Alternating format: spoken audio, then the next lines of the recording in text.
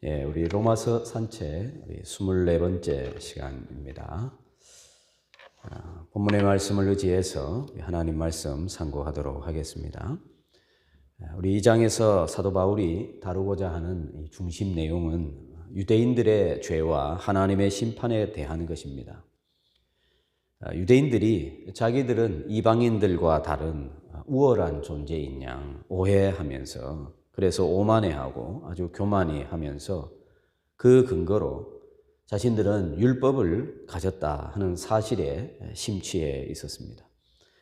그런데 율법을 가졌지만 그들은 율법대로 살지 않으면서도 생각하기를 하나님은 우리를 심판하지 않을 것이다 라고 착각하였습니다. 하나님의 심판은 유대인이나 이방인이나 행한 대로 행하신다라고 사도 바울이 지적하고 있습니다.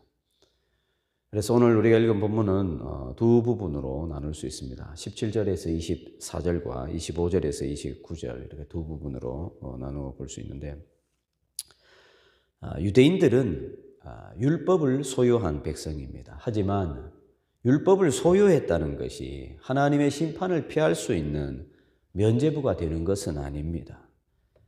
율법에 순종할 때에 비로소 율법을 소유한 의미가 있는 것입니다. 율법은 실천하기 위해서 주어진 것이지 소유하기 위해서 주어진 것이 아니기 때문이죠. 바울은 또 이방인과 유대인들의 동등성을 주장합니다. 그러면서 이방인들이 유대인들처럼 율법을 가지고 있지 않다고 하더라도 하나님은 그들의 마음에 양심의 법을 주셨기 때문에, 양심이라는 것을 주셨기 때문에 그들도 법 없는 자가 아니라 법을 가진 자들이라고 선언합니다. 따라서 이방인들도 그 법을 지키지 않으면 유대인들과 동일하게 하나님의 심판을 벗어날 수 없다는 것입니다. 그러므로 여러분, 중요한 것이 뭡니까? 법을 소유했느냐 소유하지 않았느냐가 아니라 그 소유한 법을 행하느냐 행하지 않느냐 하는 것이 중요한 것입니다. 우리가 유대인 하면 떠오르는 것이 탈무드가 떠오르죠. 아주 지혜의 이야기들로 가득 찼다. 또 교육에 관해서 유대인들은 대단히 뛰어나고 우수한 민족이다라고 사람들이 인정을 합니다. 유대인 교육하면 교육의 핵심은 뭐겠습니까? 조기 교육이라 할 수 있는데, 이 조기 교육의 내용이 무엇인가 들여다보면 토라를 어릴 적부터 가르치는 것이죠.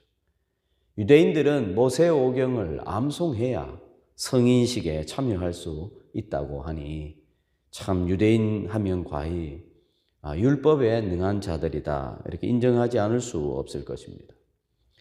그래서 그들은 율법을 너무도 잘 알기 때문에 일상을 율법을 거울로 삼아 살아갑니다. 율법의 조항이 그들의 일상의 바로미터가 되는 것입니다. 그래서 늘 이 율법을 가지고 그들이 율법에 매여 그들이 살아가는데 부작용이 있습니다. 무엇이냐 하면 다른 사람을 볼 때에도 이 율법을 잣대로 사람을 평가하는 것이죠. 그래서 율법을 가지고 사람을 평가해 보니까 남는 것은 뭐냐 하면 율법 앞에 인생은 의롭지 못하기 때문에 그 율법의 잣대로 사람을 정죄하는데 유대인들은 또 굉장히 발빠른 사람들입니다. 그러나 유대인들은 율법을 알고 외우고 또 외치는 것과는 상반되게 그 율법을 자신들에게 적용하거나 율법대로 순종하며 사는 데에는 굉장히 어색하고 잘하다만 뭐와 같습니다. 여러분, 이 말은 그들이 율법을 다른 사람들에게만 적용하고 자신들에게는 적용하지 않았다 하는 것만을 말하는 것이 아닙니다. 그들 중에 이 바리새인들을 보면은 그들은 율법의 조항을 철저히 지키며 살았습니다. 그러나 그들이 그렇게 철저하게 율법의 조항들을 지키며 살았지만 모르는 것이 하나 있었는데, 그 율법의 조항을 지키는 것에 본질적인 의미를 알지 못했습니다. 그래서 그들은 의문에 적힌 것에만 충실하고 의문의 그 영에 대해서는 알지 못하는 사람들이었습니다. 비문에 적힌 것만 알고 그 적힌 것의 그 본질적 내용을 그들이 알지 못하였습니다. 율법을 가졌지만 율법의 정신을 놓친 사람들입니다. 여러분, 율법의 핵심이 뭡니까? 율법의 핵심은 하나님을 사랑하는 것입니다. 그리고 내 이웃을 내 몸과 같이 사랑하는 것이 율법의 강령입니다. 그런데 율법의 조항조항을 그들이 하나하나 지켰지만 이 정신을 잃어버린 사람들이라 그들이 바로 유대인들이요 바리새인들이었습니다. 율법을 가진 것이 율법의 정신을 놓쳐버리면 그것이 무슨 소용이 있겠습니까? 율법의 조항조항을 철저하게 지킨들 율법의 정신을 잃어버리면 그것이 영혼에 무슨 유익이 되겠는가 하는 말입니다. 비문에 적힌 정신을 망각한 것은 곧 율법을 아무것도 지키지 않은 것과 결국에 다르지 않은 것이 되어버리는 것입니다. 결국 그들에게 있어서 이 율법은 종교적인 액세서리로 전락해 버린 것입니다. 이는 곧 하나님을 못 오가는 것이 되고 율법의 조항을 지키는 것이 오히려 하나님을 욕되게 하는 것에 그쳐버리는 것이 되어버렸다 하는 것입니다. 예수님께서는 그런 자들을 향해서 바로 외식하는 자들이다 이렇게 정죄하셨습니다. 그래서 여러분 오늘 본문에도 나타나지만 이 외식하는 자들의 특징을 보면은 진리에 대해서 이 보편적이고 이론적이고 이지적인 관심만을 기울인다는 것입니다. 진리에 대해서 그저 지적인 것, 그것에만 관심을 기울인다는 것이죠. 유대인들은 율법을 암송하고 율법에 대해 또 토론하고 논증하는 일에서 즐거움을 얻는 사람들이었습니다. 그래서 오늘날 우리에게 적용을 해보면 우리도 신학에 대해서, 교리에 대해서 우리가 분명히 알아야 합니다. 그 알을 위해서 우리는 또 토론도 하고 또 부지런히 연구도 해야 되는 것이죠. 그러나 그것을 연구하고 토론하는 일만 즐기는 사람이 된다면 대단히 위험한 것입니다. 가장 위험한 사람들은 바로 오늘 강단에서 설교하는 설교자와 또 성경을 연구하는 학자들일 것입니다. 설교의 어떤 형태, 메시지의 어떤 형식, 신학의 어떤 사조에만 이 관심과 또 열심을 기울일 위험이 우리에게는 도사리고 있는 것이죠. 그래서 성경을 대하면서 설교하기 위해서 또 논문을 하나 쓰기 위해서 그렇게 성경을 대할 위험이 우리에게 있다는 것입니다. 그래서 마치 음악가가 음악을 감상하고 평가하듯이 미술가가 작품을 평가하듯이 문학 작품을 다루듯이 세속적인 주제를 가르치고 있는 것처럼 지적인 것에만 관심을 가지게 될 그럴 위험이 있다 하는 것입니다. 외식하는 자의 두 번째 특징이 또 뭐냐 하면 자만심입니다. 자기 만족에 빠져 있는 것입니다. 그래서 외식하는 자에게서는 겸비함을 찾아보기 어렵습니다.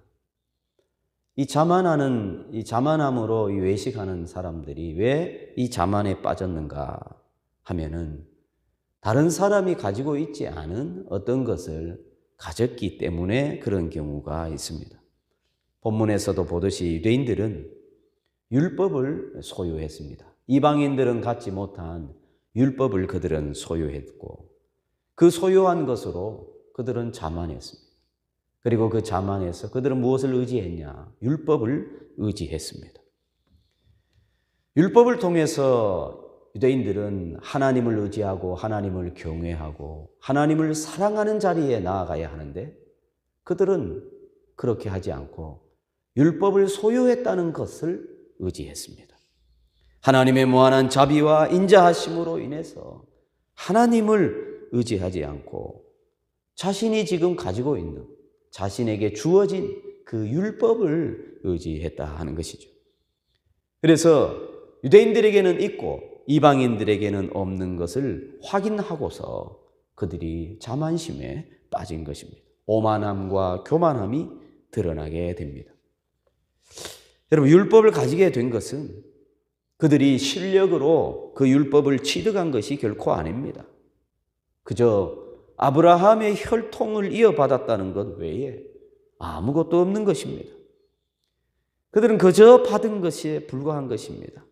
은혜로 받은 것이지 자신들의 실력으로 만든 것도 아닙니다.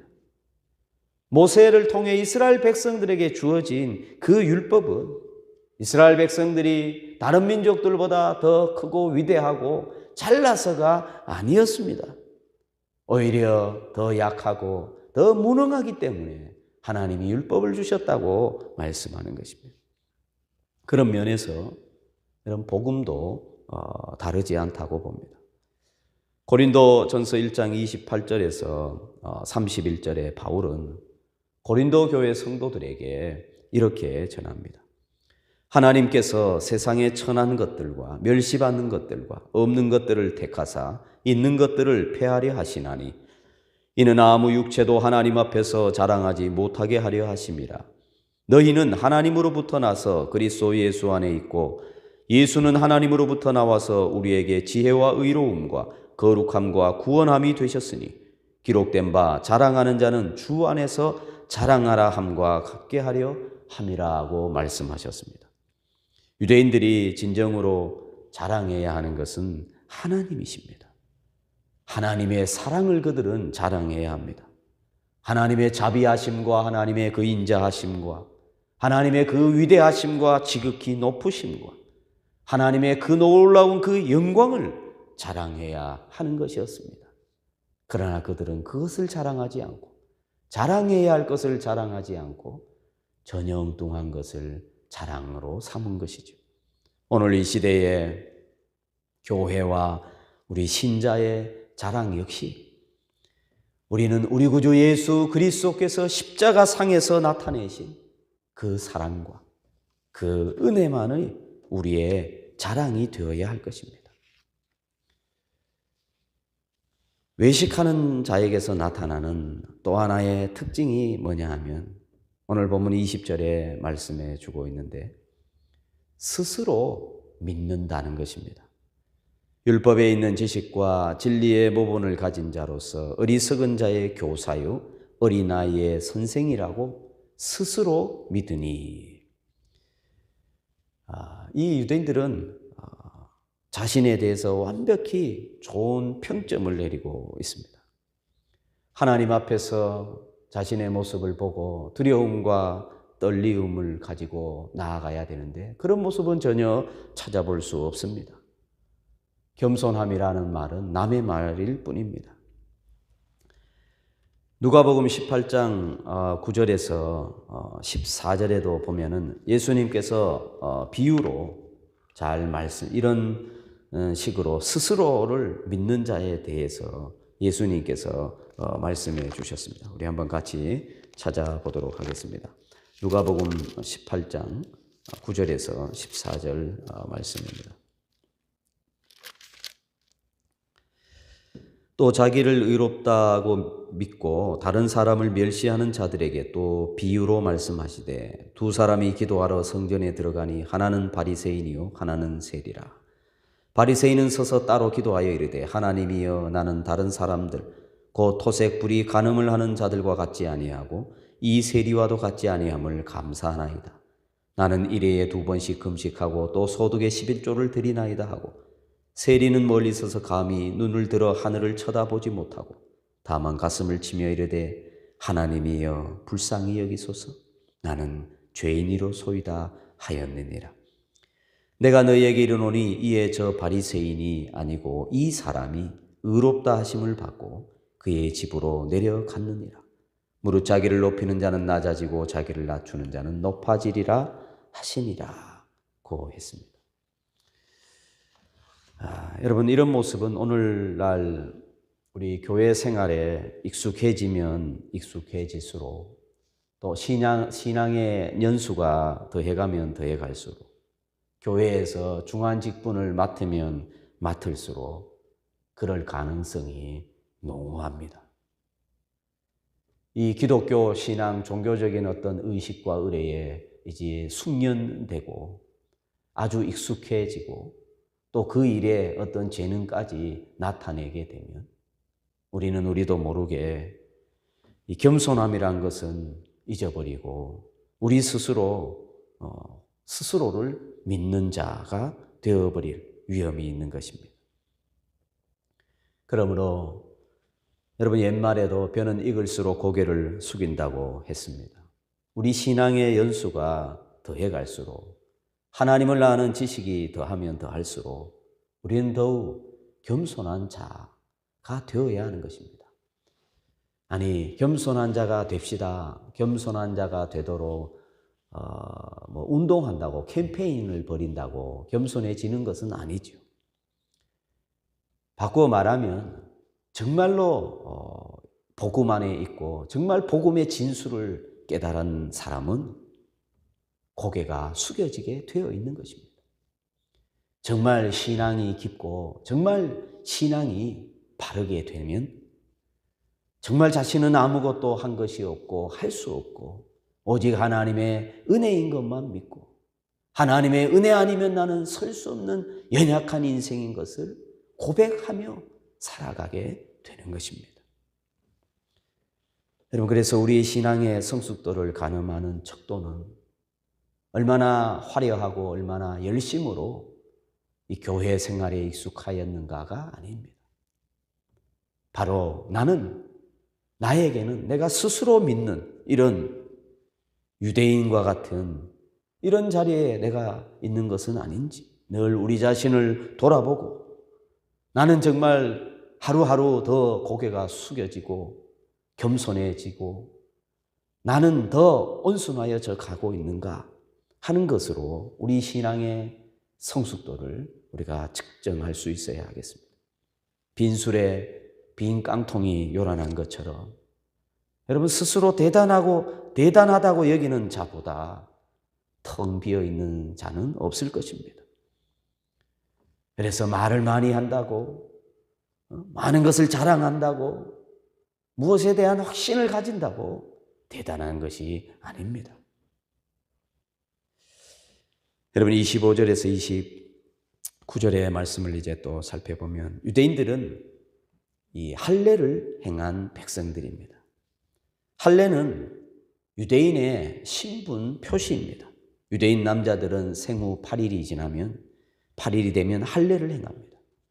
하나님께서 아브라함에게 명령하신 것입니다. 창세기 17장에 너희의 대대로 모든 남자는 집에서 난 자나 또는 너희 자손이 아니라 이방 사람에게서 돈으로 산 자를 막론하고 난 지 8일 만에 할례를 받을 것이라.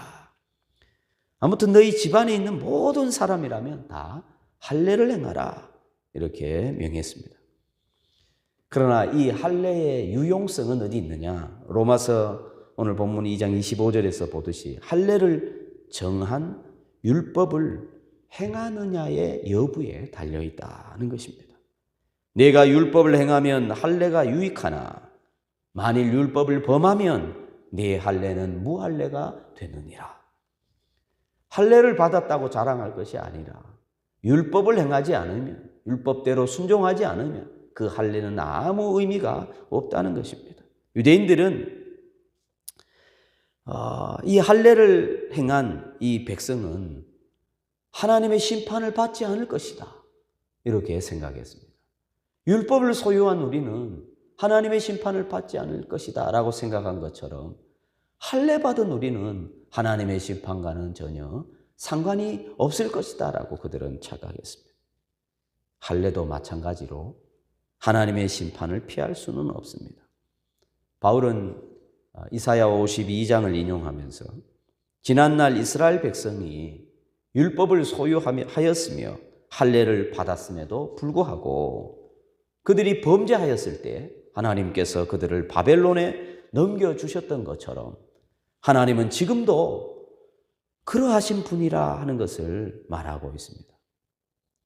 율법과 할례의 유익은 그 소유에서 오는 것이 아니라 그 행함에서 오는 것이다 하는 것입니다.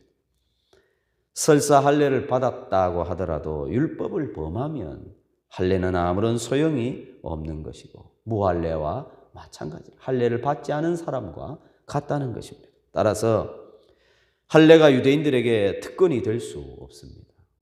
마음에 해야 하는 것이다 라고 성경은 말씀합니다. 여러분, 율법을 가졌다는 것 때문에 하나님의 심판을 피할 수 없고 할례를 받았다는 것 때문에 그것이 면죄부가 되지 못하는 것입니다. 28절, 29절 무릇 표면적 유대인이 유대인이 아니요 표면적 육신의 할례가 아니니라. 오직 이면적 유대인이 유대인이며 할례는 마음에 할지니 영에 있고 율법 조문에 있지 아니한 것이라. 여러분, 이면적 유대인이 뭡니까? 마음으로 새롭게 된 유대인을 말합니다. 다른 표현으로 하면 신령한 사람, 신령한 유대인이라 말할 수 있죠. 여러분, 어떤 사람이 신령합니까? 어떤 사람이 마음이 새롭게 된 사람입니까?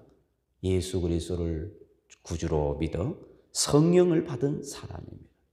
마음의 할례를 받은 사람, 마음이 새롭게 된 사람, 곧 신령한 사람, 영에 속한 사람, 다 같은 표현이라고 할 수 있습니다.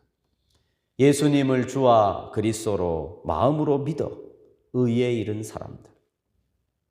결국 여러분, 참 유대인은 혈통과 무관하게 예수님을 참으로 믿는 사람이 바로 참 이스라엘 사람이 되는 것입니다.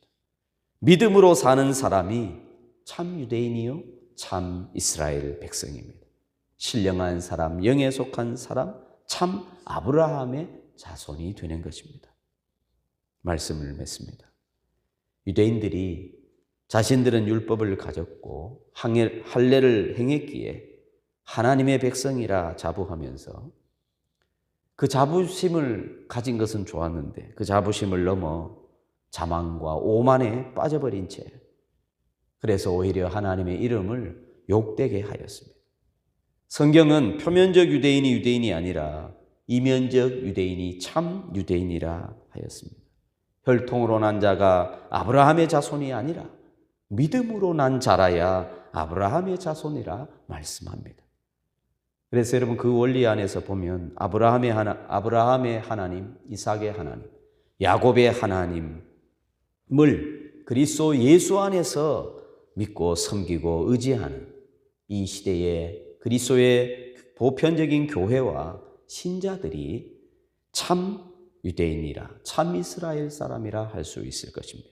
그렇다면 이 시대의 참 이스라엘 사람, 참 유대인의 삶이 어떠해야 합니까? 외식하던 유대인의 과오를 반복해서는 안 될 것입니다.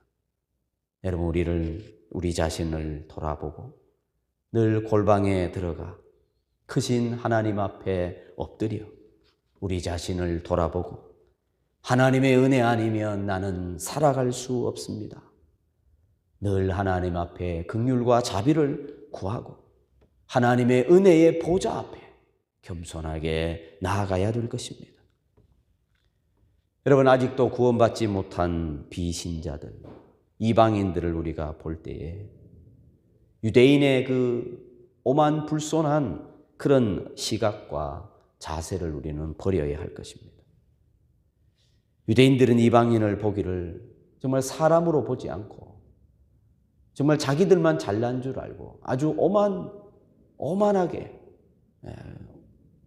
그런 시각과 자세로 그들을 대했습니다. 아직도 교회 밖에 수많은 사람들이 있는 이유가 무엇입니까? 어떤 이들은 전도가 부족해서 그렇다 이렇게 말하기도 하지만 여러분, 그것은 전도가 부족해서가 아닙니다. 세상 가운데에 있는 교회 그리고 신자가 빛을 발하지 못했기 때문입니다. 진리의 빛을 발하지 못하고 진리의 맛, 소금의 맛을 내지 못했기 때문에 그런 것입니다. 여러분, 빛과 소금이라 할 때에는 단순히 윤리와 도덕적인 차원을 말하는 것이 아닙니다. 또 종교적인 어떤 의식과 열심을 의미하는 것도 아닙니다. 세상 사람들, 즉 진리를 알지 못하고 영원한 생명에 대한 약속이 없는 이들은 결코 가지지 못한 그 진리에 대한 빛과 진리의 맛을 말하는 것입니다. 여러분, 이방인들이 볼 때에, 우리 교회와 우리 신자들을 볼 때에 저들이 어떤 마음을 가져야 저들이 비로소 그리스도 앞으로 돌아오겠습니까? 신자를 보고 교회를 보면서 세상 사람들이 생각하기를 저 사람들이나 우리나 아무런 차이점을 발견하지 못하면, 여러분, 그것은 결코 우리가 빛과 소금의 역할을 하고 있는 것이 아닙니다. 종교적으로 어떤 열심을 가졌다고 되는 것이 아닙니다. 세상 사람들이 볼 때에 저들은 도대체 무엇을 가졌기에, 저들이 믿는 신이 도대체 어떤 분이길래 저 사람들은 풍랑이는 파도에도 저리 평안하며 놀라지 않는가? 저들은 어찌된 사람들이기에 이런 황당한 일을 당해도, 분한 일을 당해도 이를 갈지 않으며 온유한 눈빛으로 바라볼 수 있는가? 도대체 저들은 어느 나라에 속한 자들이기에 칠흑 같은 어둠과 무서운 칼날 앞에서도 저렇게 담대할 수가 있는가? 예수쟁이들은 어떻게 저리도 오래 참고 인내하며, 어떤 상황에서도 어떻게 저렇게 감사를 잃지 않고 화평을 이루며 살아갈 수 있는가? 무엇이 저들로 하여금 저렇게 평온해 할 수 있게 하는가? 저들이 믿는 하나님과 저들이 읽고 듣는 말씀의 정체가 무엇인가? 그런 의구심이 그들에게 일어나야 하는 것이 아니겠습니까? 우리 신자가 믿음의 본질과 복음의 어떠함을 우리의 삶 속에 드러낸다면 하나님이 영광을 받으시고 하나님의 영광이 나타나게 될 것입니다. 모쪼록 저와 여러분이 우리 자신을 다시 한번 신앙을 점검해 보시고, 은혜 아니면 살아갈 수 없는 우리 자신을 하나님 앞에 오늘도 겸손히 하나님의 은혜의 보좌 앞으로 겸손하게 나아가는 우리 모두가 되시고, 땅에 우리에게 주어진 날들 동안에 빛과 소금의 역할 능히 감당할 수 있는 우리 모두가 되기를 바랍니다. 기도하겠습니다.